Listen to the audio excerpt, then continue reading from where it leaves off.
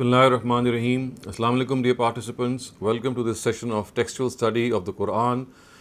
In our previous session, we had begun with verses 83, and the section of verses that we will continue will be until verse 103. But in our previous session, we had covered until verse 94. So today we will start off the discussion with verse 94 and 95 and go on to 103.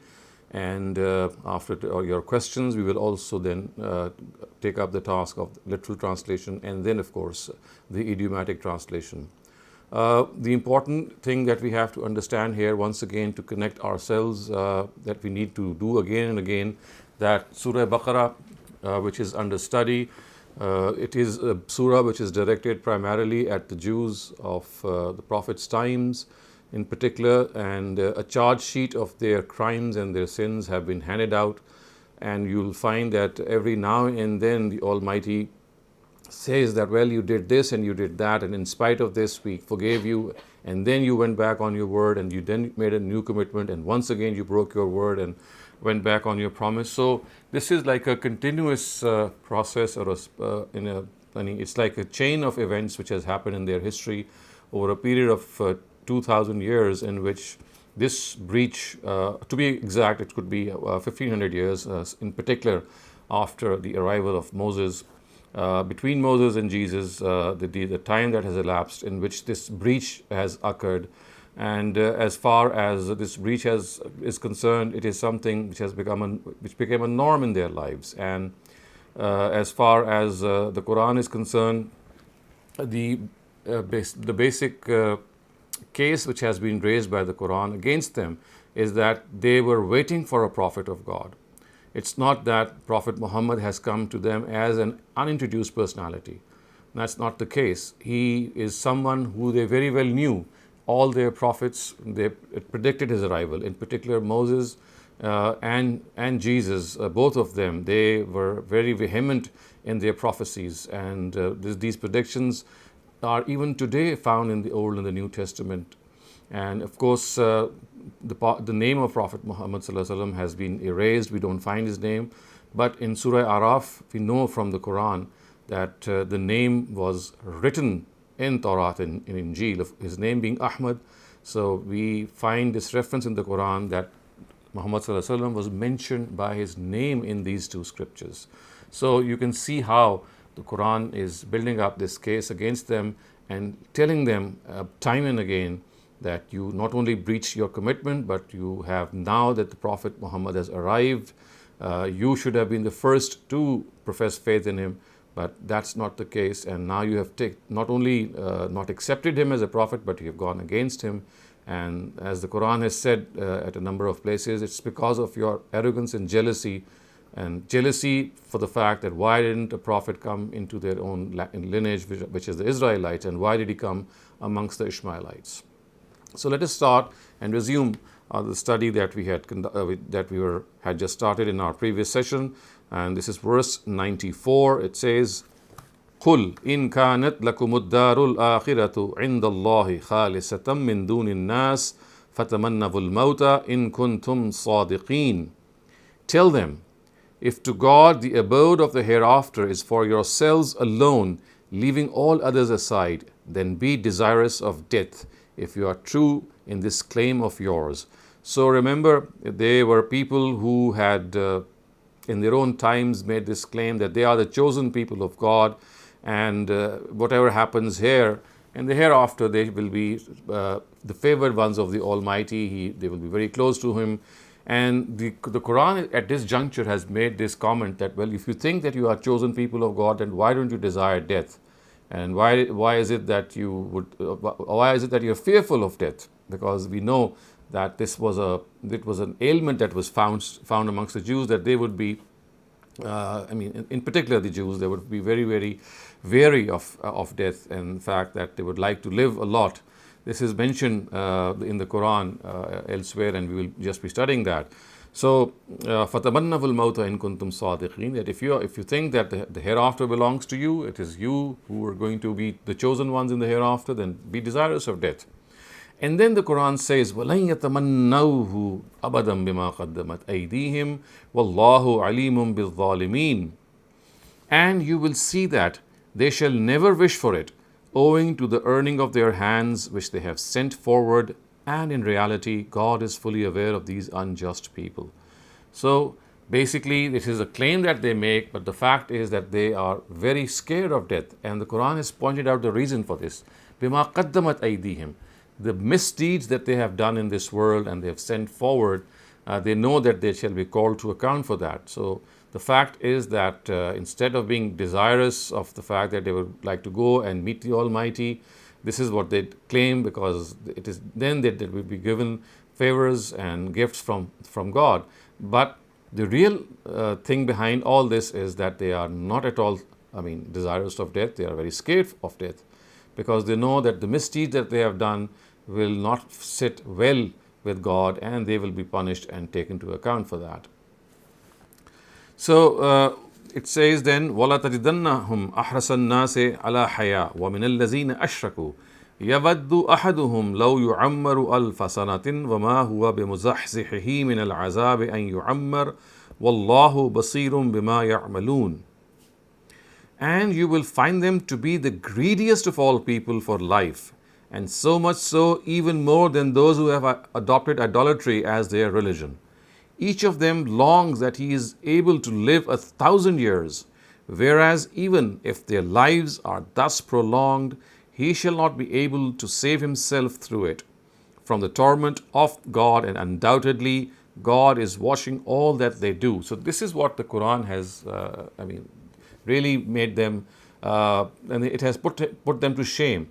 That, well, this is what you think, that going to God is going to make you more favorable in His eyes, and you're going to win more reward, then be desirous of death.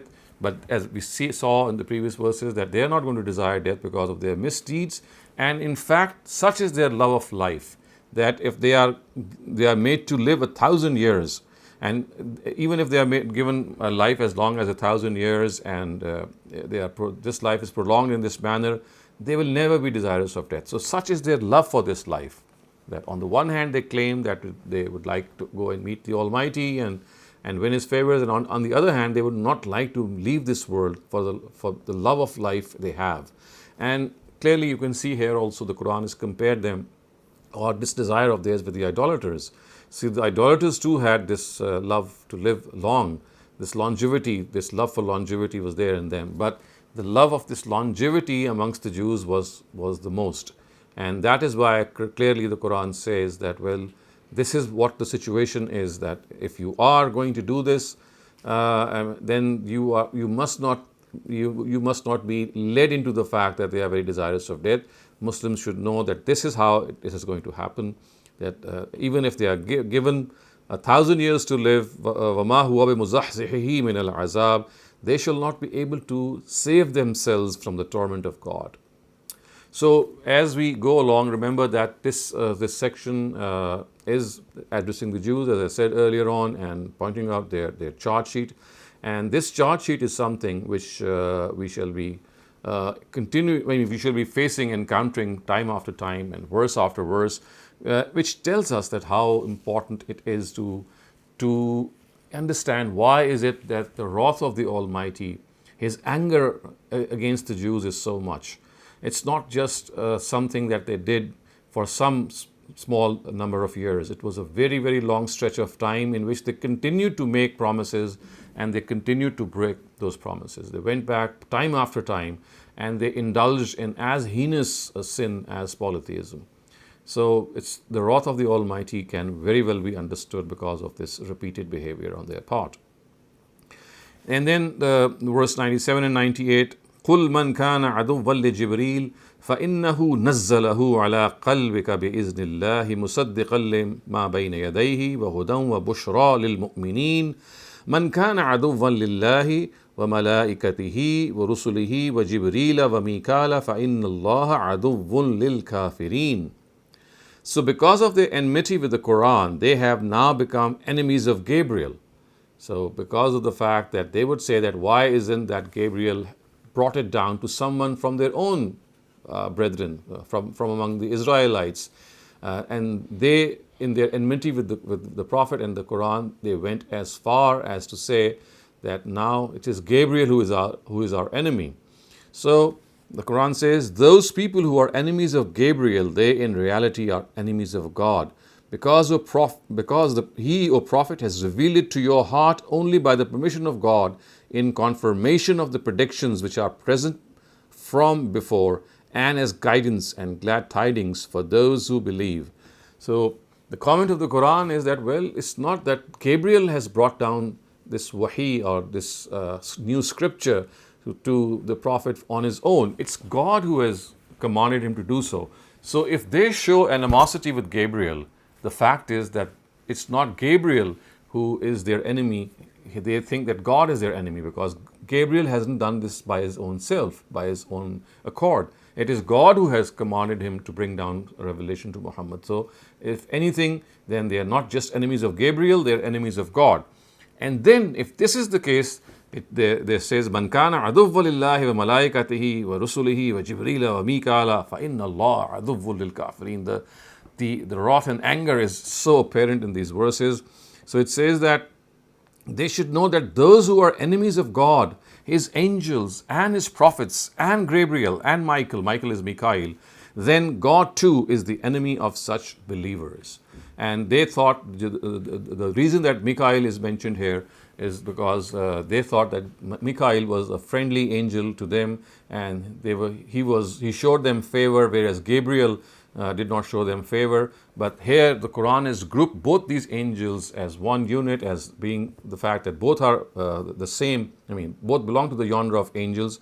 So if this is the case, then they are enemies of Mikael as well. And one thing that you have to note here is these words which say that Gabriel has revealed the Quran on his heart with the permission of God, musaddiqan lima bayna yadayhi, in confirmation with what was before them, referring to the fact that this Quran has come according to the predictions, according to the prophecies of the Torah. And the Torah has mentioned these prophecies, as I just referred to earlier on, and on several occasions, and we have references, especially, and there are books written on the prophecies which are found in the Bible, in particular the Torah, regarding the arrival of Muhammad. And it is so clear regarding some of the prophecies that they just cannot be applied to anyone other than Prophet Muhammad sallallahu alaihi wasallam. The only thing is that his name has been erased, but the way his persona is presented, one can be unmistakably clear that it is none other but him who is being discussed. So before I go on to the in fact, let me cover this verse as well, because we will be changing a slight topic from verse 101. So the next part is وَلَقَدْ أَنزَلْنَا إِلَيْكَ آيَاتٍ بَيِّنَاتٍ وَمَا يَكْفُرُ بِهَا إِلَّا الْفَاسِقُونَ أَوَكُلَّمَا عَاهَدُوا عَهْدًا نَبَذَهُ فَرِيقٌ مِّنْهُمْ بَلْ أَكْثَرُهُمْ لَا يُؤْمِنُونَ. And in the shape of the Quran, O Prophet, we have sent down to you very clear arguments, and in reality none deny them except such defiant people. Will this only continue to happen, that whenever they make a promise, one of their groups will throw it away? In fact, the truth is that most of them do not even profess faith. So, bal aktharuhum la yu'minun actually means that they might present themselves to be people who believe, but the fact is this is not the case.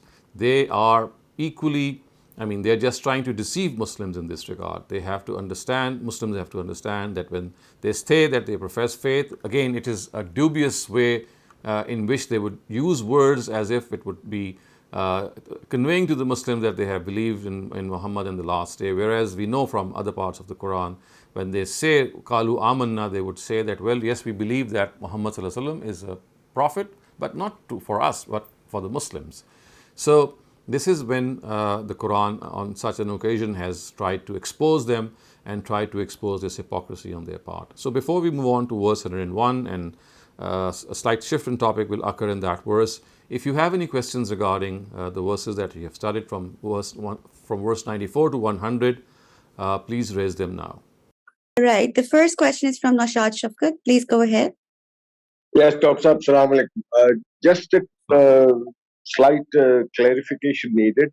Uh, Fearing death is something I think even the most pious amongst us would be fearful of death. Right. And putting this as one of the conditions showing that the Jews are not, on the right path, Mhm. that would be a little difficult. Could you explain this? Right. Because fearing death, I think, comes naturally. I understand. Actually, the word used by the Quran is ahrasan nas, which means that they have this greed for this life. So it's not just the scare of death, it's basically to live as long as you can. And obviously, as normal people, we also wish to live as long as we would like to do. But then our life is, I mean, always when we pray for a longer life, we always pray that God gives us His blessings as well. And if our life is prolonged by the will of God, we are able to do good deeds. So this is like a God-fearing person praying to God for a long life. But in the case of the Jews, it was, as the Quran has said, ahrasan nas. They were people who had this greed to live as long as they could, so that they could delay meeting the Almighty Himself. So it was as if this worldly life had caught hold of them. So the love of this worldly life is basically reflected. So it's not the scare of death as much as the love of this worldly life, as long as you could provide it, and becoming a slave to these material gains, which we find so many other people to be the case as well in these times. But in their case, this became a trait of theirs that was pointed out by the Quran. Wa alaikum assalam. It says the Nazzalahu ala kalbika. So does it mean it is the spiritual heart? I mean, so this is something that what I would call, this is amongst the mutashabihat. We just cannot know what the nature of that revelation is. All that we know is this. Of course, it's not the spiritual heart; it's the heart that we that is the center of the soul. You see, for the Quran, it's not just a organ which beats in our chests and is responsible for the circulation of the blood. For the Quran, the heart has a deeper significance, and it always says that the heart is the center of the soul. Somehow, the soul manifests itself, the cognizant being in the heart. So when it says the heart, it actually refers to the center of your soul. And how it is done, that of course we cannot know. But the thing is that that Gabriel is given this task to reveal it directly to Prophet Muhammad's heart. So what is perhaps being sounded here and made clear is that there's no interference from anyone else. There's nothing in between the angel and Prophet himself. It is the Prophet who receives directly from this angel.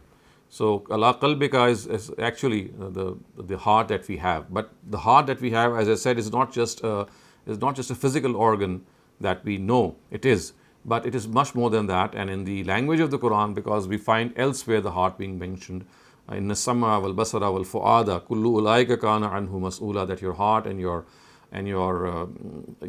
sight and your hearing will be called to question. So your heart cannot be called to question because it's just beating if you take it in the biological sense.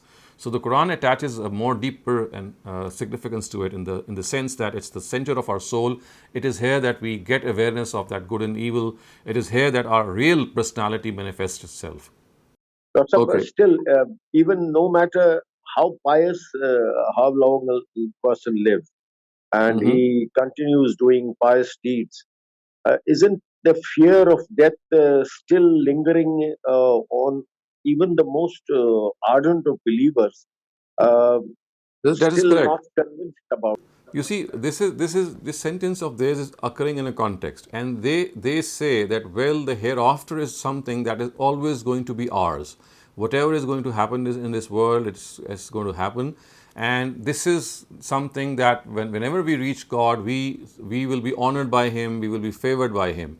And the Quran is actually commenting on this. It's like a counter question that, well, if you are so close to God, why don't you desire death? I mean, the word desire is not in the meaning that we generally think that, well, since all of us are scared of death, so therefore, I mean, such a demand would be unreasonable. The context is different, actually. You see, the context is that they think that the hereafter belongs to them. And when it will come, I mean, they will be rewarded even more. So the Quran is making this remark that, well, if you think that the hereafter belongs to you, why don't you go and desire that hereafter to come and be you be there as soon as possible. It's not that the Quran is saying that you go there. It's saying that why don't you wish for that to happen? Because the counter claim which the Quran is making is that they don't wish to go to the hereafter. I mean, they don't even wish to die. What to speak of the fact that they would desire go and meet the Almighty because of the misdeeds that they have done. So you see, this desire of or the scare for death is not mentioned in the context that you have understood. It's the context in which the Quran is trying to counter question them that, well, if you think that the hereafter belongs to you, then why don't you go there? When the Quran says, why don't you go there, it actually doesn't reflect on the fact that they are scared of death. The fact is that they would like to prolong their life as much as possible and not even try to go in the hereafter. I mean, their desire would be to live forever, in other words. Why? Because the Quran has said that the misdeeds that they have done, they know in their hearts that they would be questioned for those misdeeds. Thank you, Mariam. Sir, referring to the answer of brother asked about heart, sir, I wanted to ask that Quran uses intellect and heart as synonyms because at various places Quran says, why don't you, afala yaqilun, afala taqilun. So, kindly tell something. So that is a different, you see, aql is a different faculty, and that is something which relates to the mind. Ta'aqqul or tatafakkarun or all other words which mean reflection, so they are not related to the heart, they are related to the mind or to your aql or to your intellect. The heart is the center of the soul in the sense that it is the seat on the basis of which or through which you are able to have that cognizance of good and evil, right and wrong, and you are able to know that your soul is, I mean, of course we are not able to know, but this is how the Quran speaks of the fact that our inner personality, which is our soul, it is somehow concentrated in our heart. It's like that like point of concentration of the whole soul being in the heart. So that is a separate thing. The aql faculty is the faculty which relates to your mind, and that is separate from the heart. Thank you. Assalamu alaikum, Dr. Shehzad. So again, 297, and this is again, Gabriel is mentioned thrice in Quran, and this is the only one where he's explicitly mentioned as the transmitter of God's message to the Prophet. But how that message is transmitted is not mentioned. So it's not that, and my question is that when we look at the traditional model or, the exegesis, which you've also just mentioned, it follows this very fax machine kind of a model of prophethood in which, there's a revelation which is brought down to the prophet. The prophet is transmitting it as it is onwards. There is no impact of his own intellect or his own intelligence. In fact, in tradition, we tend to emphasize the fact and even take pride on his being ummi or ignorant. But then you look at the verse itself, it doesn't, it's quiet as to how that message is transmitted. And then the position we seem to take is that it's something we can't understand, so we won't speculate as to it. So we will just believe that the message was transmitted to him in the way that we have received it. So is that not a very big assumption to make? Because depending on how that revelation happened and what our belief is with regards to the mode of that revelation, was it an inspiration? Was it a word-for-word message? Was it God's message which when uttered turned into human language? Does it not change the way that we view our book and our religion? And why are we so afraid of answering that question? Well, you see, the Quran is made at amply clear at other instances that basically the person of the prophet is like a receptacle. It's like a receiver, and that receiver is catching that frequency of revelation, and his real job, of course, is to transmit that revelation the way he has received it. And I mean, it's not just that he is, a machine who receives and transmits. The next most important job is that he is trying to not only transmit that, but to follow that message and become an example amongst Muslims, and at the same time answer questions if they are, he's asked about those questions, and become a role model for Muslims. Because not only that, we know that's not just the Quran which is the source of religion. His own practice, which is the established Sunnah, is also an independent source from the Quran. So first, the thing that should be dispelled from our minds is that he's not just God forbid, a fax machine who is receiving faxes and just transmitting them. That is just one part of the process which the Almighty has adopted, that he had to give this message, whatever he wanted to reveal, to some human being.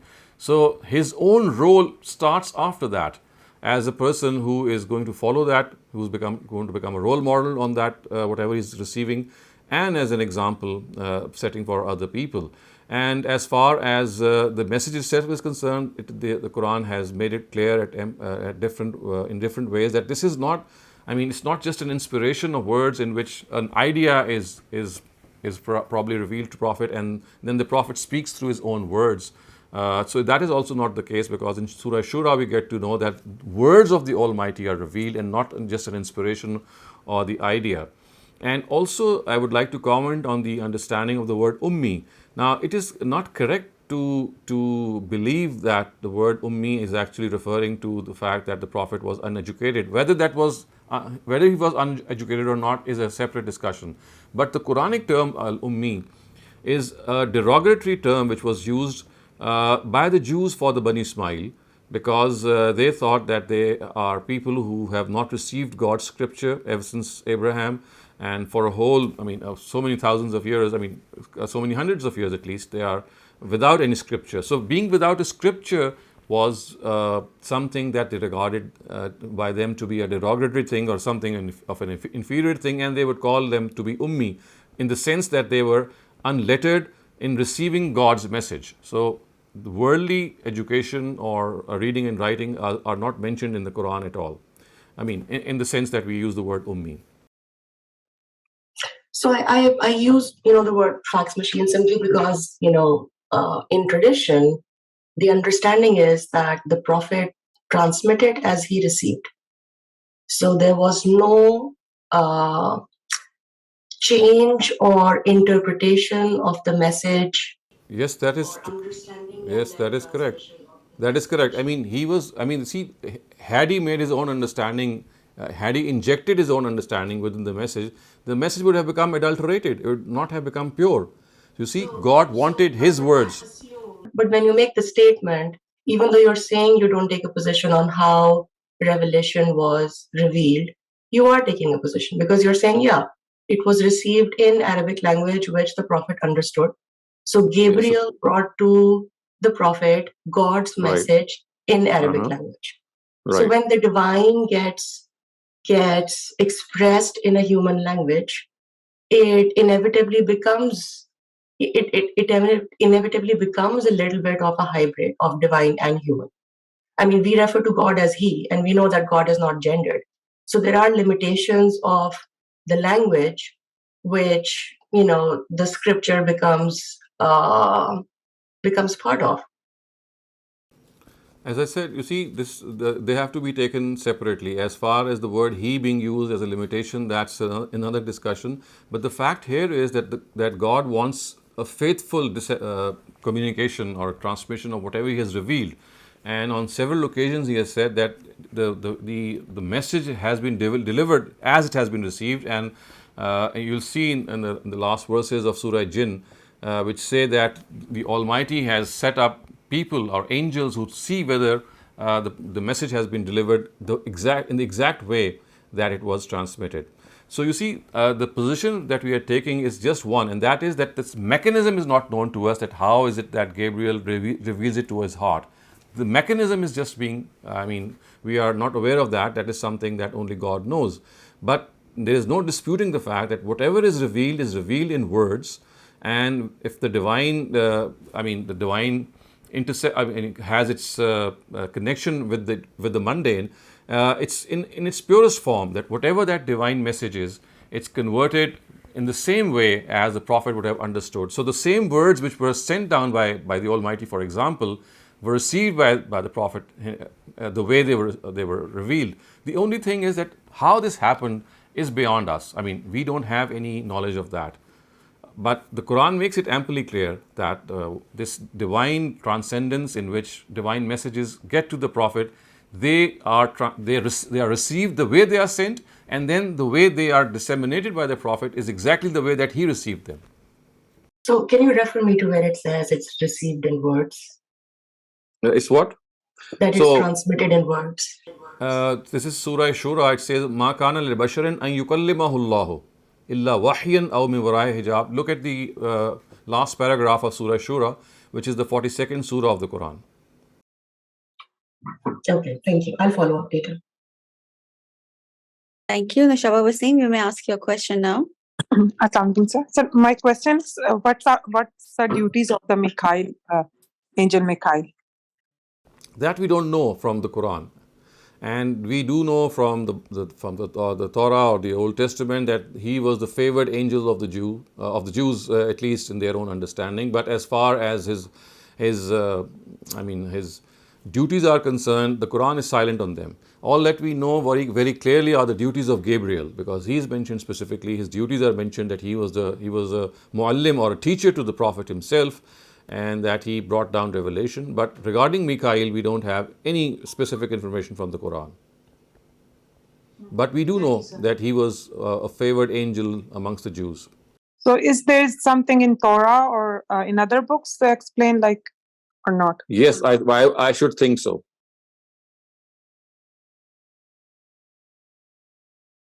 Assalamu alaikum, Doctor. Now, the revelation, Quran's revelation, has been over a period of time. So the Quraysh, when they started out as kafirun or the deniers, they did not remain as deniers in the end, most of them at least. Now, why the Quran lumps all the Jews as the deniers or the mushrikeen? Because I am sure from them on also they accepted Musa alayhi salam's message. So lumping all the Jews into one Quran has sort of... So we are talking about Prophet Muhammad. I mean, for Prophet Muhammad, a very large part of the Jews did not accept him as a prophet. We know from Surah Al-Imran that there was a very religious group amongst the Jews who were waiting for the Prophet, and as soon as he arrived, they professed faith in him, and the Quran has praised them very much. So there was a group among them. But as far as this lumping of kufr on them is concerned, it's because of their denial of Prophet Muhammad. Okay. So it's not the deniers not of just the for Moses. Muslims. I mean, for Moses, they professed faith in him. They called him prophet of God, but they would go back on their words. They would make promises with him and then go back. They would tease him. They would harass him. The Quran has mentioned all these things. But the reason that they are taken to task in the Quran is not because, it's not as much because of Moses as it is because of their attitude regarding Prophet Muhammad. Okay, so let us move on to the next part. This is now verse 101. There is a slight shift in topic, but once again, the Jews are still being addressed, so we are continuing with that. And the verse says, وَلَمَّا جَاءَهُمْ رَسُولٌ مِّنْ عِنْدِ اللَّهِ مُصَدِّقٌ لِمَا مَعَهُمْ نَبَذَ فَرِيقٌ مِّنَ الَّذِينَ أُوتُوا الْكِتَابَ كِتَابُ اللَّهِ وَرَاءَ ظُهُورِهِمْ كَأَنَّهُمْ لَا يَعْلَمُونَ. And this happened now also, when a prophet came to them from God in confirmation of the predictions which were with them, a group among those to whom the book was given through this book of God behind their backs, as if they did not even know about it. And so, what did they do? وَاتَّبَعُوا مَا تَتْلُو الشَّيَاطِينُ عَلَى مُلْكِ سُلَيْمَانَ وَمَا كَفَرَ سُلَيْمَانُ وَلَكِنَّ الشَّيَاطِينَ كَفَرُوا يُعَلِّمُونَ النَّاسَ السِّحْرَ وَمَا أُنزِلَ عَلَى الْمَلَكَيْنِ بِبَابِيلَ هَارُوتَ وَمَارُوتَ. So we have to also understand that as far as the Quran is concerned, that the implied meaning is that they showed such indifference to the predictions about the last prophet mentioned in their own book, as if they were not even aware of them. So the Quran says that when a prophet came to them in the form of Prophet Muhammad sallallahu alaihi wasallam, they just did not accept him. Nabaza fariqum min allazina utul kitab, and they just disregarded the book that was given to them, and as if they did not even know him, know that book. And what did they do? This is what they did. And in order to harm the Prophet, went after the devils, what the devils recite and chant in the name of Solomon's kingdom. They attribute such chants and recitals to Solomon, whereas Solomon was never guilty of disbelief. In fact, it is such devils that were guilty of disbelief. They would teach people witchcraft, and they went after that which was revealed to two angels, Harut and Marut. So, وَمَا أُنزِلَ عَلَى الْمَلَكَيْنِ بِبَابِلَ هَارُوتَ وَمَارُوتَ وَمَا يُعَلِّمَانِ مِنْ أَحَدٍ حَتَّى يَقُولَا إِنَّمَا نَحْنُ فِتْنَةٌ فَلَا تَكْفُرْ فَيَتَعَلَّمُونَ مِنْهُمَا مَا يُفَرِّقُونَ بِهِ بَيْنَ الْمَرْءِ وَزَوْجِهِ وَمَا هُمْ بِضَارِّينَ بِهِ مِنْ أَحَدٍ إِلَّا بِإِذْنِ اللَّهِ وَيَتَعَلَّمُونَ مَا يَضُرُّهُمْ وَلَا يَنْفَعُهُمْ وَلَقَدْ عَلِمُوا لَمَنِ اشْتَرَاهُ مَا لَهُ فِي الْآخِرَةِ مِنْ خَلَاقٍ وَلَبِئْسَ مَا شَرَوْا بِهِ أَنفُسَهُمْ لَوْ كَانُوا يَعْلَمُونَ. So as we connected to the previous paragraph or the previous sentence, and they went after that which was revealed to two angels, Harut and Marut, in Babylon. Yet these two would never instruct anyone without saying to him beforehand, we are only a trial for you, so do not enter into this disbelief. Even then, they would learn from them the charm by which they could create discord between husband and wife, and in reality, they could not have harmed anyone and what they learned except by God's permission. They knew this full well, and still they would learn that which would not give them any benefit, but which would harm them, even though they knew that anyone who buys such things has no share in the life to come. How evil is the thing for which they have sold their souls. Would they knew it. Would that they knew it. So now we come to another chapter of the life of the way they had conducted themselves, that as far as these people were concerned, when a book came to them and a prophet came with that book, they were not people who were going to accept it. They just threw it behind their backs. They just forsook it. And what they actually did was they indulged in witchcraft and all sorts of wizardry and magic. And this is something which we know that was rampant in the times of Solomon, and the remnants of what had happened in the times of Solomon, we know, persisted until the times of Prophet Muhammad's arrival as well. But then the Quran transfers us and takes us that what did happen in the times of Solomon, and what did happen was that witchcraft and wizardry had become very common in those times, and it had become a real trial and test for people. So God's established practice is that whenever people they are taken with such huge trials, the Almighty also gives them an antidote to this. So the antidote that was given in those times, in the times of Solomon, when people had engaged in a lot of wizardry and witchcraft, was that two angels by the name of Harut and Marut, they were actually given this antidote towards witchcraft. But it was a very, very testing sort of a discipline. And they used to say that, well, if you learn this from us, yes, you can beat these witches and wizards who practice this witchcraft. But it is a double-edged sword. If you misuse it, it can go against you. So, إِنَّمَا نَحْنُ فِتْنَةٌ فَلَا تَكْفُرْ. So, we are a trial for you as well. And what they did was, as the Quran says, that instead of learning the antidote for magic and witchcraft, which they could have, overcome as a result, what they did was, يَتَعَلَّمُونَ مَا يَضُرُّهُمْ وَلَا يَنْفَعُهُم. What was not beneficial for them, they started to learn that. And what was that? They would learn the discipline in which they could create this severance between a husband and wife. Ma yufarriqu bayna, the thing which separates the two. So the Quran says that what they did was that minhum fayata'allamuna minhuma ma yufarriquna bihi bayn al-mar'i wa zawji, that they would learn things, or they would learn those charms by which they could create this discord, disharmony between a husband and wife. And then this most important comment which is made by the Quran, which actually is a comment on witchcraft and wizardry and all these things that even now we face, that even if people get harmed by these things, then remember it is not because it is per se, that evil is something that's going to work per se. It's only when God allows it to work does that evil work, and because of God's scheme, which is of course trial and test. So it's not that it has power of its own to harm people. Only when God allows it does it happen. So that is why it is said, وَمَا هُمْ بِضَارِّينَ بِهِ مِنْ أَحَدٍ إِلَّا بِإِذْنِ اللَّهِ. They could not have harmed anyone with that, what they learned, except by God's leave or by God's permission. And so this is what is said in the Quran in a very, very tacit way. And as I said, that as far as the Quran is concerned, it has made this amply clear that instead of being people who would accept, who would welcome the book which they were waiting for, they just totally disregarded it.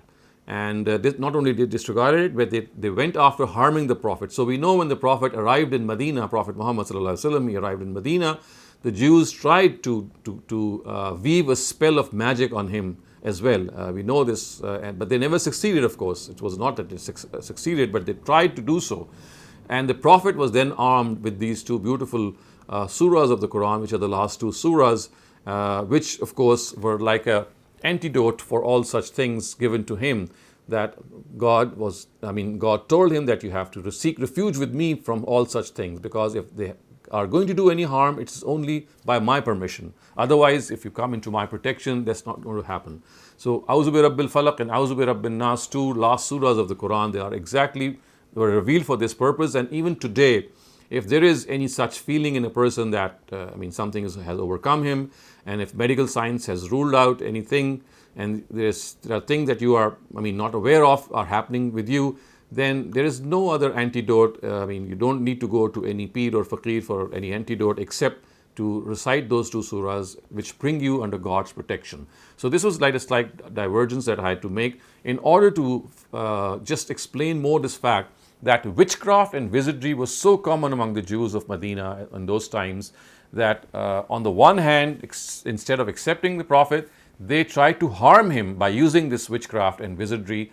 And then, of course, the Almighty has connected it to its origin, that in the times of Solomon, witchcraft and wizardry had become very common, but the Almighty revealed its antidote.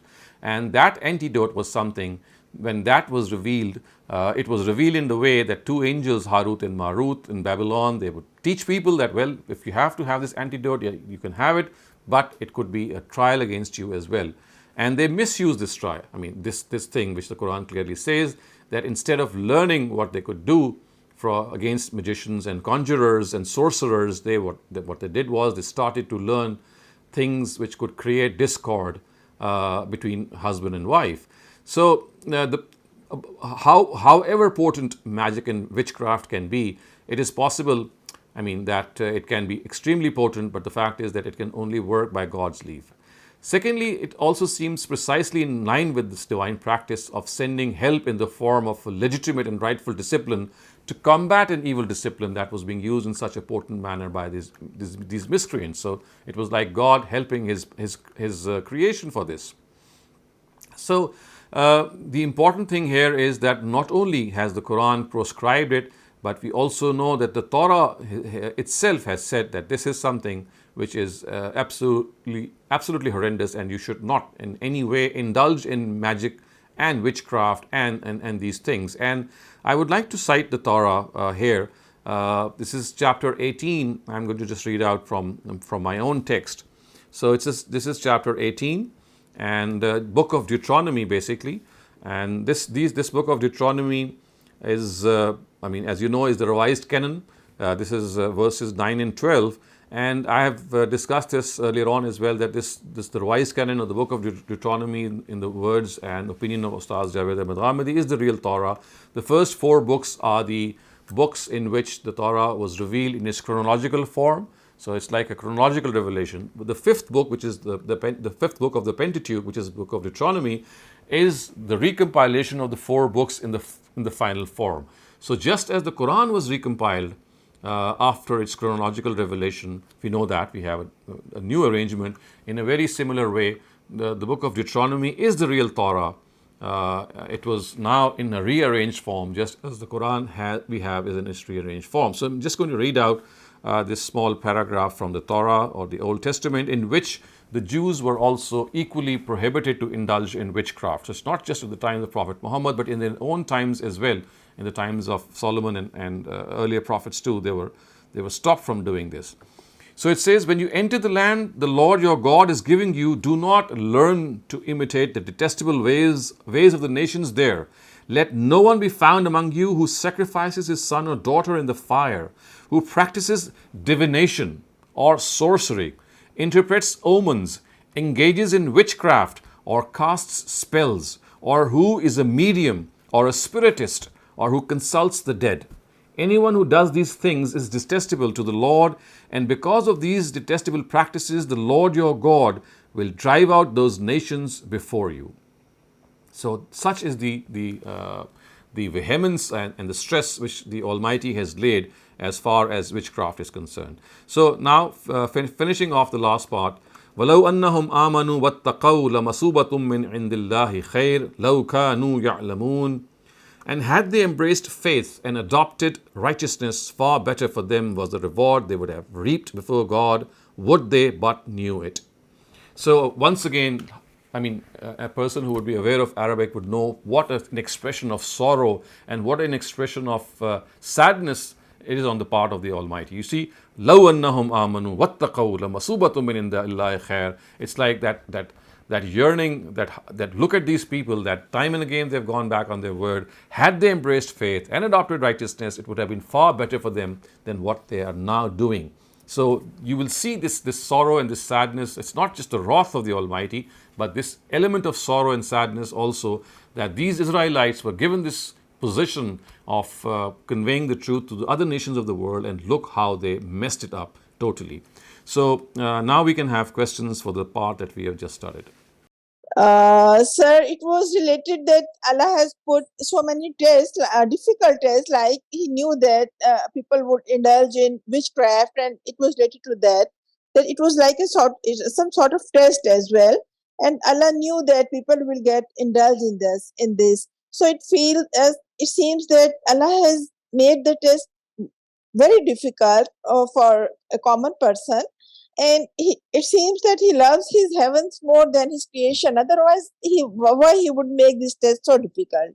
That was the question. So you see the answer has been given by God Himself in these very verses, that when the test becomes difficult, the answer or the antidote also is something which is revealed by God. So precisely for this reason, Harut and Marut were given this divine knowledge, and this was a discipline, a type of knowledge that was given to them, so that the test of magic and sorcery which the Israelites were faced, they could ward it off. They could just do away with it by using this help from God. So these two angels were in fact God's help against this witchcraft and wizardry. So it's not that the trial was difficult. I mean, the trial, of course, yes, there were parts of it that needed your willpower. But the fact is that if you used your willpower, then you had the weapon in your hand by that knowledge given to you through Harut and Marut, which would counter that witchcraft.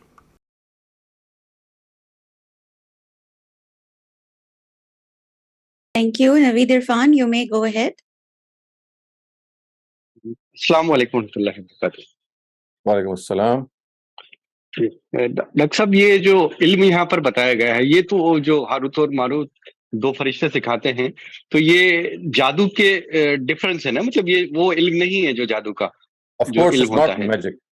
No, it's not. वो तो that's something else, and that is why it is explicitly said, "Yu'allimuna an-nas as-sihr." These people would teach people magic. As far as these angels are concerned, they would not teach magic. They would teach the antidote to magic. एक test के लिए एक दूसरा इल्म नाजिल किया गया, उसके लिए इन्होंने गलत इस्तेमाल किया उसका. Yes, precisely. I mean, they could have used this discipline to counter that magic, because it was precisely for this reason that it was revealed. But instead of using it for this purpose, they started to use it for creating discord between husband and wife and other evil things. जी, शुक्रिया बहुत. Thank you. Riyadh, you may ask a question now. Assalamu alaikum, Dr. Sahab. In this ayah, the ma has been used about 10 times.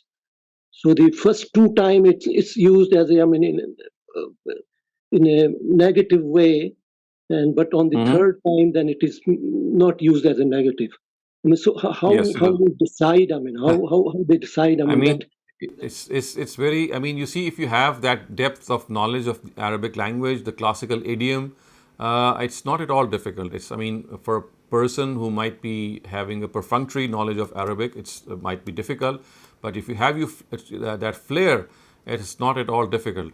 For example, when it is stated that وَاتَّبُوا مَا تَتْلُو الشَّيَاطِينَ, so it is evident from this coordination, from the words ma unzila used for this discipline, that it was revealed to the angels. So, I mean, it was a divine sort of a thing. And the fact that the word ma is used at times as a demonstrative pronoun, or at times as a particle of negation, this is, as I said, I mean, you just need to have a good grasp of the Arabic language.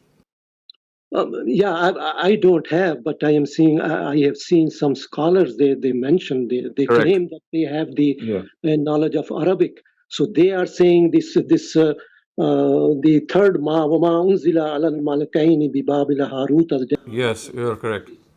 This also means magic. Yes, you're correct. You see, what you can say is that human beings can never be perfect. I mean, all of us, I mean, people can claim that they have good knowledge of Arabic, and on most occasions they might display this good knowledge.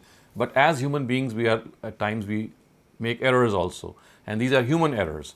So I know the thing that you're referring to here, because that translation actually tells us that these angels were also indulging in witchcraft and magic. That is not the case, and that is why the word ma has been used in a way that it gives you this impression. And as I said, yes, at times even very, very able scholars, I mean, they make such a mistake, and I mean, this is something which all of us as human beings know. So I think that, and one more thing that I would also add here is that in the case of the Quran, there are things which have compounded it, and that is because it's not just the Quran which is interpreted through its words. So you look at Hadith literature and secondary literature first, and then you come to the Quran. So because you find certain narratives when you study these verses, which speak of the fact that these are two fallen angels, these are two angels who lost the favor of God because of certain things that they did, and they were sent on earth for this reason. There's a whole story behind it. If you read Ibn Kathir, you'll find out. So it's basically outside the Quran sources, which at times make you, I mean, or force you, I would say, to make that erroneous interpretation and readjust the Quran. Because you think that outside of the Quran, the Hadith and other literature which is present, I mean, you give more sanctity to it. So in the case of the Quran, this has also been a reason. But in case of, I mean, Harut and Marut, for example, it could be argued also that, I mean, we are taking it from the Torah, whether it's in Ibn Kathir or any other Hadith. So, I mean, and the Quran also says whatever we have told them, there is a lot of kufr there. I mean, you can't believe, I mean, in their. So, you see, again, I understand what you're saying, but I would again, remind you of the fact that such is the potent tenet, I would say, that you have to look towards Hadith literature first and then look at the Quran. This is a principle which our traditional scholars generally follow. They don't interpret the Quran directly from its text. They do it from extra textual sources, and foremost being Hadith literature. So because in Hadith literature this whole story has been put forth in a way that Harut and Marut are portrayed as condemned angels, unfortunately. So therefore you'll find it, I mean, it's not the classical Hadith literature. I would say a lot of Hadith literature which is affected by the Israelite traditions, and that is why precisely we call those narratives as Israeliyat, which means that which have the stories of the people of the book. So because of their abundance in our tafsir books, and because of the influence that they hold, this happens. And this is not just here. As you move along in the Quran, you'll find so many other instances in which this has happened. Thank you, sir. Thank you, Sattar Ahmed. You may ask your question now. Assalamu alaikum, Dr. Saleem. Walaikum assalam. Yeah, so just a quick question about the whole Harut and Marut thing in Ibn Kathir. So, I mean, I think it's a general rule of thumb that angels themselves, they don't, defect or go rogue or anything like that. So just curious as to, how that narration can even be accepted. Yes. I mean, this is a question that I too have. I mean, it's this the fact that you see what happens is when you stick to a particular rule, then you don't think much about the content. So the rule that was made was that you have to consult hadith literature before, you interpret the Quran, and it's like something that it's like a rule of thumb, something that has an established thing. So whenever this has become established as a principle, what happens is that people disregard the content. They stop using their common sense because once the principle has been made, they just apply that principle relentlessly without even applying their own senses or common sense, I would say, in this regard. So it's just a question of becoming a slave to a principle and just just working it out whenever it comes. Okay, and this principle is like fully like man-made, right? It has no like divine. It is the principle. This is a principle which our traditional scholars have made it. And they, I think I've taught a whole course of 75 sessions earlier on, in which I have made this comparison between the traditional approach and the Fara'i approach regarding certain areas of the Quran, selected portions of the Quran, in which I have shown and compared how you can see that because of the availability of hadith literature, because of the reliance of hadith literature, which has become a statute, it's like a cardinal principle accepted by traditional scholars, that they will not understand the Quran directly. They will always first refer to the hadith. So whether you see Tabari, whether you see Ibn Kathir, these are two very great exponents of tafsir al-Masur, which means interpreting the Quran through hadith. So, and this is the dominant genre of interpreting the Quran in our ummah, and that is why you find people, in lots and in large numbers going after that. It is Ustaz Hamiduddin Farahi, if you know about him, that he is the one who broke these shackles about a century ago, and he said that, well, the Quran has been revealed in clear and lucid Arabic and eloquent Arabic, and it's nowhere in the Quran that it is said that it needs to be interpreted through an external agency, like, for example, hadith or history. On the contrary, it tells us that it is a book that has to be reflected upon. It is a book that you have to give your attention to, and you can deduce and make your inferences directly from the text of the Quran. So you see, this is a whole comparison that you have to understand, and our whole tradition of traditional scholars is standing on one side, and they are in the majority. Right. So it's like mostly just dogma backed, I would say, then. Yes. In that case. Okay. Thank you. Thank you, Imran. You may ask your question.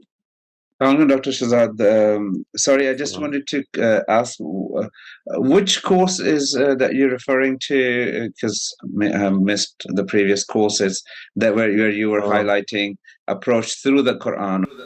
I think it was called the analytical study of the Quran. Analytical study, inshallah. Okay, thank you. Yeah, I think there are YouTube videos on that one, inshallah. Thank you very much.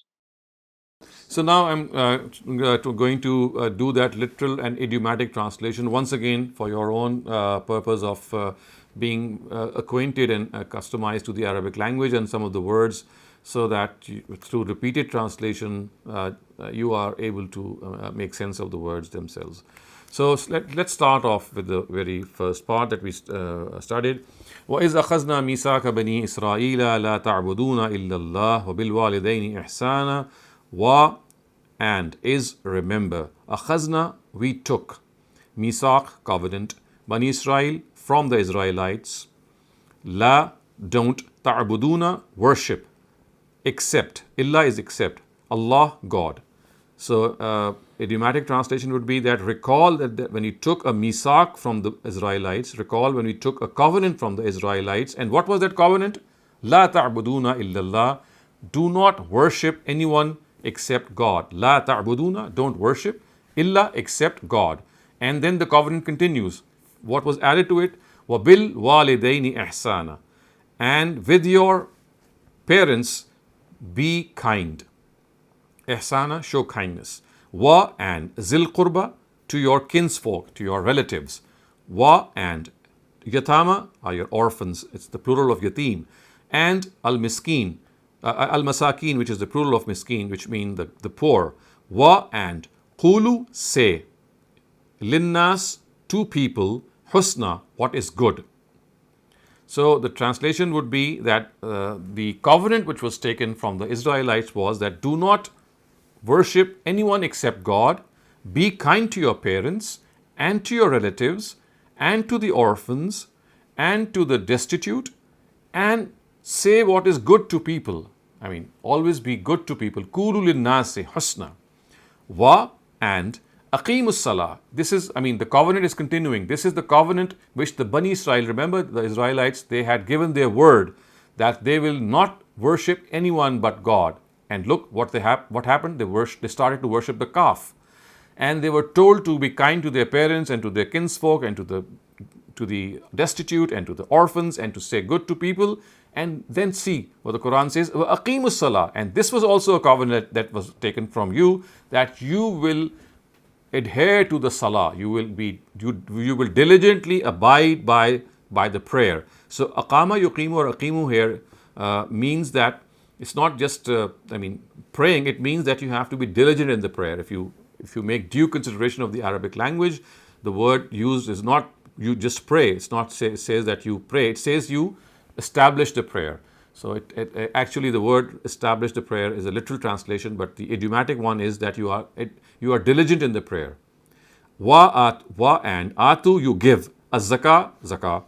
Thumma then tawallaytum you turn back, except qalila few, minkum from you, wa and antum you, mu'rizun who turn away. So a literal translation would be, an idiomatic translation would be, then all of you except a few, tawallaytum illa qalilam minkum. Tawallaytum means to turn away. Tawalla is just to turn your back, literally. It means ignore something. So you made this covenant. The Israelites, they made this covenant. They said, yes, we will worship God only. We will pray. We will pay the zakah and we will be good to people. But what happened was that you turned away from them except a few. So all of you disobeyed or went back on this covenant, illa qalilam minkum, except for a few among you. And the fact is that you are people who always go back. Wa antum mu'rizun, you are such people who always evade promises. And then it says, وَإِذْ أَخَذْنَا مِيثَاقَكُمْ لَا تَسْفِكُونَ دِمَاءَكُمْ وَلَا تُخْرِجُونَ أَنفُسَكُمْ مِنْ دِيَارِكُمْ ثُمَّ أَقْرَرْتُمْ وَأَنْتُمْ تَشْهَدُونَ. Va and is, remember, akhazna, we took, this is exactly the same word which occurs in the previous paragraph also. We took misakakum, your covenant. And what was that? La, do not, tasfikuna, shed, dima'akum, your blood, wa and la, don't, tukhrijuna, expel, anfusakum, yourselves, min, from, diyarikum, your cities, thumma, then, aqrartum, you agreed, wa and antum, you, tashhadun, you were its witnesses. So the idiomatic translation would be that remember when we took this covenant from you. So this is a second covenant. The first covenant was mentioned in the previous verses. Now this is a mention of another covenant, that we took another covenant from you. And what was that? That you will not shed blood. Tasfikuna dima'akum. Tasfikuna, shed, dima'akum, blood. You will not shed your blood, neither will you expel your people from your cities. Then you made this promise. You summa aqrartum, you agreed to it. Wa antum tashhadun, and you were as witnesses. So you said, yes, we accept this covenant. Then what happened? Thumma antum haulai taqtuluna anfusakum wa tukhrijuna fariqam minkum min diyarihim. Summa, then, antum, you, haulai, you are those, taqtuluna, who kill, anfusakum, yourselves. Of course, we have discussed this earlier on, that it says taqtuluna anfusakum, it doesn't mean you kill your own selves. It means you kill amongst your own brethren, people amongst yourselves. Wa tukhrijuna, and you expel, fariqan, one group, minkum, from you, min, from, diyarihim, their territory. Tazaharuna, you, tazaharuna alayhim actually is one word. This means that you get together against them, you conspire against them. Tazaharuna alayhim would be that you become united against them, bil ithmi wal udwan, by committing sin. Be is through. Ism is sin. Wa and udwan is excess, to do something excessive. I mean to exceed something. And then it says that wa iyatukum usara. Wa and in if. Ya'tukum means come to you. Usara as captives, as prisoners. So usara is the plural. Usara. And tufaduhum, you give ransom. Tufaduhum, you give ransom of them. Wa and huwa. That it muharramun alaykum. It was forbidden to you. Muharramun, forbidden alaykum, on you. Ikhrajuhum, their expulsion. So you see, the idiomatic translation would be that you first committed to the fact that you will not shed blood and you will not expel your own people from these places. We have already discussed the tafsir aspect of this. But then what did you do? That you are the people who killed your own brethren and who expelled one of their groups from their territories. And you became united against them through sin and through excesses. And when these people would come to you as prisoners, as usara, prisoners, tufaduhum, you would give fidya, you would ransom them. Wahuwa muharram, whereas the fact is that even expelling them was forbidden to you. Remember, you had made this commitment that you will not expel them. Now, this very, very strong sentence of anger. أَفَتُؤْمِنُونَ بِبَعْدِ الْكِتَابِ وَتَكْفُرُونَ بِبَعْدِ will you people express faith بِبَعْدِ الْكِتَابِ on one part of the book, in one part of the book. Be is on, it's a preposition with amana, and ba'az is one part. Al-Kitab of the book. Wa and takfuruna, you will deny biba'az, another part. So in this way you express faith in one part and you deny the other part, because as a book it was told, the book had told you that you would not expel your people from their lands and you would not kill them. But this you denied, but when those people would come to you, you would give them ransom, you would free them from ransom. So in this way you are guilty of, on the one hand denying the book and on the other hand accepting the book. So then again, this is a very, very strong sentence from the Quran. The anger exudes from every part of the verse. فَمَا جَزَاءُ مَنْ يَفْعَلُ ذَلِكَ مِنْكُمْ إِلَّا خِزْيٌ فِي الْحَيَاةِ الدُّنْيَا. So, فَمَا is therefore what? Therefore, ma what? Jaza, reward. Man, he. Yaf'alu, does. Zalika, this thing which has just happened. Minkum, from amongst you. Except. Illa is except. Khizyun is humiliation. Fi in. Al-hayat, al-haya is life. Ad-dunya is this world. So, the idiomatic translation would be, then what is the reward of those who do this from among you? So, Fama, what? Jaza is the reward. Man yaf'aluhu, this, who do. Zalika, this. Minkum, from amongst you, who do this from amongst you. People who are guilty of this amongst you. What do they do? What do they do? That has been mentioned before.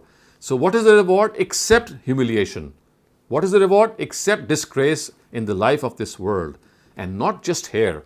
Then the Quran says, وَيَوْمَ الْقِيَامَةِ يُرَدُّونَ إِلَىٰ أَشَدِّ الْعَذَابِ. Wa and Yawma is day. Al-Qiyamah, judgment, day of judgment. Yuradduna, you shall be relegated, you shall be turned. Ila, towards. Ashaddil azab, even a greater torment. So it says that your torment in this world is disgrace, and on the day of judgment, wa yawmal qiyamati yuradduna, they shall be reverted to even a greater torment. They shall be turned and they shall be shoved towards an even greater torment. Ashaddil azab. Wa and mallahu bighafilin. Ma is nafiya, is the particle of negation here, not. Allah, God, bighafilin, ghafil, is unaware.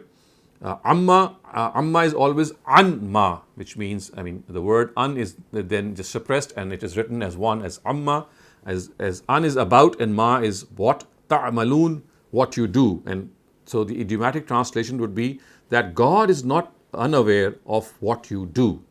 Ta'malun is what you do, amma is about that what you do. So, وَمَاللَّهُ بِغَافِلٍ أَمَّا تَعْمَلُونَ. And then, أولئك الذين اشتروا الحياة الدنيا. أولئك, these people. الذين, who. اشتروا means they have bought. الحياة الدنيا, the life of this world. Be, in exchange. Al-akhirah, hereafter. So these are the people who have bought this life in exchange of the hereafter. In other words, they have given preference to this life instead of the hereafter. فَلَا يُخَفَّفُ. Fala is fa-la. Fa is therefore, la is not. يُخَفَّفُ shall be decreased. So therefore not decreased anhum. An is from, hum, them. Al-azab is torment. Wa is and, la is not. Hum is they. Yunsarun, helped. So idiomatically we would say, so therefore their azab or their torment shall not be decreased. Fala yukhaffafu anhumul azab. It's not that as a result of what they have done, their torment shall be decreased. No, the torment shall not be decreased. Fala, not. Therefore, not yukhaffafu, decreased anhum, from them, al azab, torment, wala hum yunsarun, and neither shall they be helped. And they shall also not be helped. They shall not be given any help. Yunsarun, they shall be helped. And la is, of course, negating it, meaning that they shall not be helped. وَلَقَدْ آتَيْنَا مُوسَى الْكِتَابَ وَقَفَّيْنَا مِنْ بَعْدِهِ بِالرُّسُلِ وَآتَيْنَا عِيسَى ابْنَ مَرْيَمَ الْبَيِّنَاتِ وَأَيَّدْنَاهُ بِرُوحِ الْقُدُسِ. And laqad, indeed, آتَيْنَا, we gave Musa, Moses, Al-Kitab, the book, of course referring to the Torah. Wa, and. Kafaina means we sent one after the other. Kafaina means that without any break, one after the other. We did so. What did we do so? Mim ba'dihi, after him. After who? After Moses. Bir Rusul, messengers or prophets. So the Quran says, after we gave the book to Moses, وَلَقَدْ آتَيْنَا مُوسَى الْكِتَابَ, we gave Moses the book and sent prophets one after the other after them, after the departure of Moses. So we know that from Moses to Jesus, there was no gap of prophets. I mean, there never ever occurred a gap. One prophet came and the next would come in the presence of the previous one, and then he would depart and the next would then go. So this was what the Quran has said, that one after the other. Kafaina means one after the other. Min ba'dihi, after Moses, bir Rusul. Wa atayna, wa, and atayna, we gave Isa ibn Maryam. Isa ibn Maryam is Jesus, son of Mary. Al-Bayyinat. Al-Bayyinat means very clear signs. Wa, and. Ayyadnahu. Ayyadnahu means we helped him. Ayyadnahu, we helped him. Bi Ruhil Qudus. Be, with. Ruhul Qudus, the Holy Spirit. Ruh is spirit, Qudus is holy. So the idiomatic translation would be, and we gave Jesus, son of Mary, Ataina, we gave Jesus, son of Mary, al-Bayyinat, clear signs, and we also helped him through the Holy Spirit. وَأَيَّدْنَاهُ بِرُوحِ الْقُدُسِ. In other words, we helped him with Gabriel. أَفَكُلَّمَا جَاءَكُمْ رَسُولٌ بِمَا لَا تَهْوَى أَنفُسُكُمُ اسْتَكْبَرْتُمْ. أَفَكُلَّمَا means would that in every case or whenever جَاءَكُمْ comes to you, Rasulun, a messenger, bima, with what, la, not, tahwa, desire, anfusukum, yourselves. What will happen? Istakbartum, you become arrogant.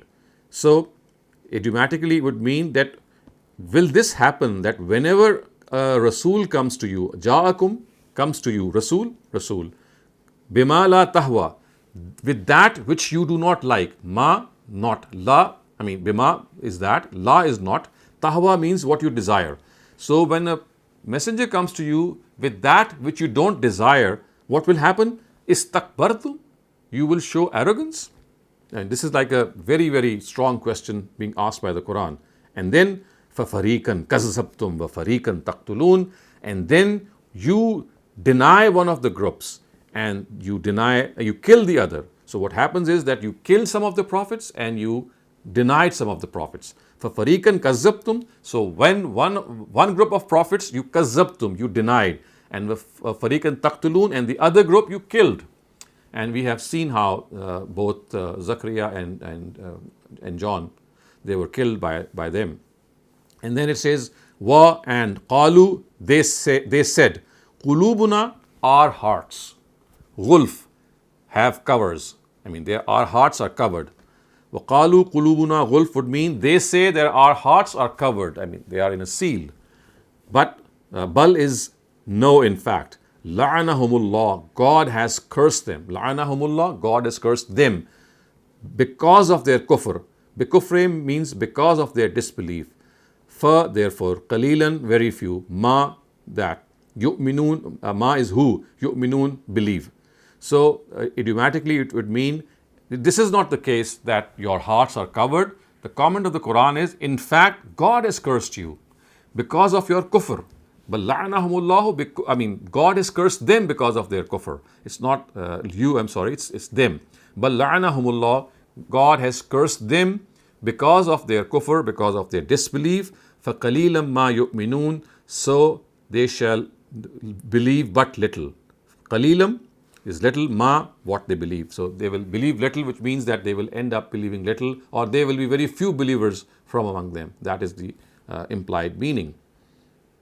And then وَلَمَّا جَاءَهُمْ كِتَابٌ مِّنْ عِنْدِ اللَّهِ مُصَدِّقٌ لِمَا مَعَهُمْ وَكَانُوا مِنْ قَبْلُ يَسْتَفْتِحُونَ عَلَى الَّذِينَ كَفَرُوا فَلَمَّا جَاءَهُمْ مَا عَرَفُوا كَفَرُوا بِهِ فَلَعْنَةُ اللَّهِ عَلَى الْكَافِرِينَ. Wa, and lamma, when, ja'ahum, came to them, kitabun, book, min, from, indillahi, from, I mean, min is also min, it also means God, I mean, from, min, indi means, from the presence of God. Indillah means it from God, in fact. So idiomatically you can translate it as when a book came to them from God, musaddikun. Musaddikun means in confirmation. Lema, in reality, musaddikun le is one word. Musaddikun le would mean in confirmation of what was with them. Ma ma'ahum. Ma'ahum is what was with them. Of course, referring to the fact that they already had the Torah, and when a book came in confirmation of the predictions which were with them, what did they do? And in fact, instead of answering that, the Quran has gone a step further and said, وَكَانُوا مِن قَبْلُ يَسْتَفْتِحُونَ عَلَى الَّذِينَ كَفَرُوا. And they were once, وَكَانُوا, wa and kanu, they were, min qabl is before that, yastaftihuna, asking for victory. They were asking for victory. Ala, on, ala allazina kafaru. Allazina is those, kafaru is those who denied. So idiomatically would be that they were the people who before this were asking for victory against those people who had denied. So, I mean, this is like a parenthetical sentence. It's like a sentence within a sentence. The previous sentence was not finished and we have now an insertion. So, the Quran says that when a book came to them from God, which was in confirmation to the book they had, and the fact is that they were waiting, وَكَانُوا مِن قَبْلُ, they were waiting for victory on these people, referring to the mushrikun, al-lazina kafaru. So, now the word is repeated here. The lamma of the previous verse, the previous section is once again repeated and says, فَلَمَّا جَاءَهُمْ مَا عَرَفُوا كَفَرُوا بِهِ. So, therefore, lamma, when, ja'ahum, came to them, ma, what? Arafu, they recognized, kafaru bihi, they rejected it. So when that which they recognized came to them, meaning that they recognized the book, they knew that this was the book that had been predicted, whose arrival had been predicted. What did they do? Kafaru bihi, they rejected it. فَلَعْنَةُ اللَّهِ عَلَى الْكَافِرِينَ. Fa, therefore, la'natullah, the curse of God. La'natullah, curse of God. Ala, on, al-kafirin, these kafirun. So the fact is that when the book arrived, whose predictions were found in their own scriptures, and they were in fact waiting for it, and they knew that through it they will be able to obtain victory against the mushrikun. So what happened was that when the book came, and this is not a book that was introduced to them, this was a book for which they had already known that it would become. So the Quran says, ma arafu, they recognized it. They fully knew that this is the book that they were waiting for. But what did they do after that? Kafaru bihi. Instead of accepting it, they rejected it. And then, فَلَعْنَةُ اللَّهِ الْكَافِرِينَ. So therefore, the curse of God be on these disbelievers. Bi'sama. Bi'sama means what an evil thing. Ishtarau bihi would mean they have bought through this, anfusahum, their own souls, for their own souls. An yakfuru, an is that, yakfuru, they have denied, bima, bima is what, anzalallahu, anzala means to reveal, God, Allah, baghyan, because of arrogance, baghyan is arrogance, an that, yunazzilu, yunazzila, God has, yunazzila means to reveal, Allah, God. So God has revealed, min, from, fazlihi, his blessing, ala, on, man, on whom, yasha, he wants, min, from, ibadihi, his servants. Fa, therefore, ba'u, they returned, bi ghadabin, with one anger, ala, upon, ghadabin, another anger. So they returned with one anger after the other. Va, and lil kafirin, for these disbelievers, azabun, azab is azab, torment, muhin is humiliating or disgraceful torment. So this is one of the very difficult sentences of the Quran, because a lot of things have been suppressed here, but I'll try to translate it for you idiomatically. So bi'sama ishtarau bihi anfusahum would mean that what an evil thing is for which they have sold away themselves. In fact, the word ishtara has both these meanings. It is to buy and to sell.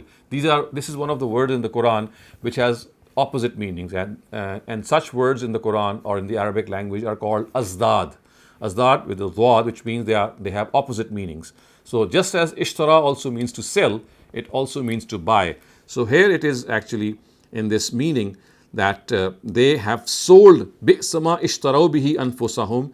Then what an evil thing there is that which they have sold away themselves with. And what is that? An yakfuru bima anzalallahu baghyan.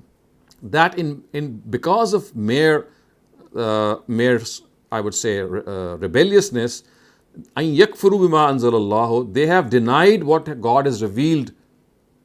They have denied what God has revealed. And now that complex part, and what is that? An yunazzala min fazlihi ala man yasha'u min ibadihi. And what is that? That is that this stubbornness or this rebelliousness is why. What is that? That God has revealed from His blessings, min fazlihi ala man yasha'u min ibadihi, on whomsoever He wants.